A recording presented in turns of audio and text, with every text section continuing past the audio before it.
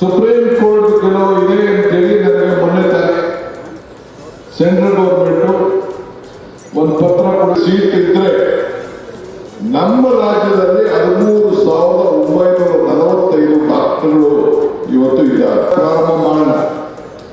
ಈಗ ಜನರ ಬದುಕಿನ ಬಗ್ಗೆ ನಾವು ಚಿಂತೆ ಮಾಡೋಣ. ನಿಮ್ಮ ವಿಚಾರದಲ್ಲಿ ಇವತ್ತು ನಮ್ಮ ಸಚಿವರು ಇದ್ದಾರೆ, ಸನ್ಮಾನಿಸಿ ಎಚ್ ಕೆ ಪಾಟೀಲ್ ಅವರ ವೇದಿಕೆ ಮೇಲೆ ಎಲ್ಲ ಶಾಸಕರೇ, ವಿಧಾನ ಪರಿಷತ್ತಿನ ಸದಸ್ಯರ ಕಾರ್ಯಕ್ರಮದ ನಾವೆಲ್ಲ ಗಮನಿಸ್ತಾ ಇದ್ದೇವೆ.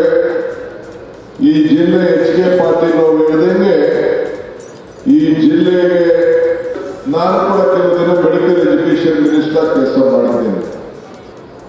ಇಡೀ ದೇಶಕ್ಕೆ ಒಂದು ದೊಡ್ಡ ಇವತ್ತು ಹಾವೇರಿ ಜಿಲ್ಲೆಗೆ ಐತಿಹಾಸಿಕ ದಿನ, ಸುವರ್ಣಾಕ್ಷರದಲ್ಲಿ ಬಂದ ದಿನ ಅಂತ ಹೇಳಿ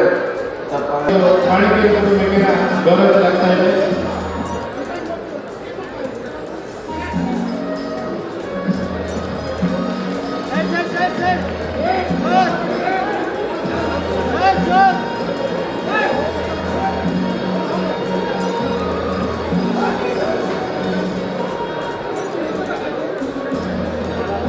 ಈ ಕಾರ್ಯಕ್ರಮದಲ್ಲಿ ಉಪಸ್ಥಿತರಿರುವ ನೇರನುಡಿಯ ಸಿಬ್ಬಂದಿ ವರ್ಗದವರು ಮತ್ತು ವಿದ್ಯಾರ್ಥಿನಿಯರನ್ನ ನಾನು ಸ್ವಾಗತವನ್ನು ಕೋರ್ತೇನೆ.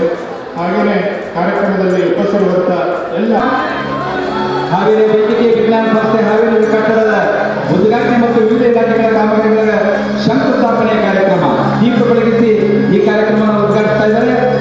ಈ ನಾಡಿನ ನಮ್ಮೆಲ್ಲರ ನೆಚ್ಚಿನ ನಾಯಕರು ಸನ್ಮಾನ್ಯ ಸಿದ್ದರಾಮಯ್ಯನವರು ಹಾಗೂ ಉಪಮುಖ್ಯಮಂತ್ರಿಗಳಾದ ಡಿ ಕೆ ಶಿವಕುಮಾರ್ ಅವರು ಹಾಗೂ ವೇದಿಕೆಗಳಿರ್ತಕ್ಕಂಥ ಎಲ್ಲ ಗಣ್ಯಮಾನರು ಅವರೆಲ್ಲರಿಗೂ ಕೂಡ ಜಿಲ್ಲಾಡಳಿತ ಪರವಾಗಿ ತುಂಬು ಧನ್ಯವಾದಗಳನ್ನು ಸಲ್ಲಿಸ್ತಾ ಇದ್ದಾರೆ.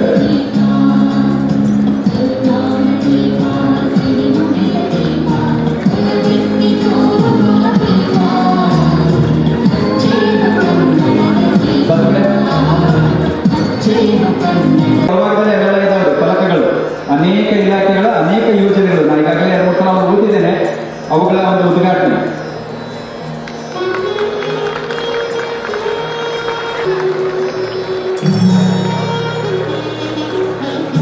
ಆ ಎಲ್ಲ ಇಲಾಖೆಗಳ ಎಲ್ಲ ಶಂಕುಸ್ಥಾಪನೆ ಇರ್ಬೋದು ಅಥವಾ ಕಟ್ಟಡಗಳ ಉದ್ಘಾಟನೆ ಇರ್ಬೋದು, ಅನ್ನಭಾಗ್ಯ ಕೊಟ್ಟಂತ ಕಾರ್ಯಕ್ರಮ ಇರ್ಬೋದು, ಗೃಹಲಕ್ಷ್ಮಿ, ಗೃಹಜ್ಯೋತಿ, ಇವೆಲ್ಲ ಕೂಡ ಶಕ್ತಿ.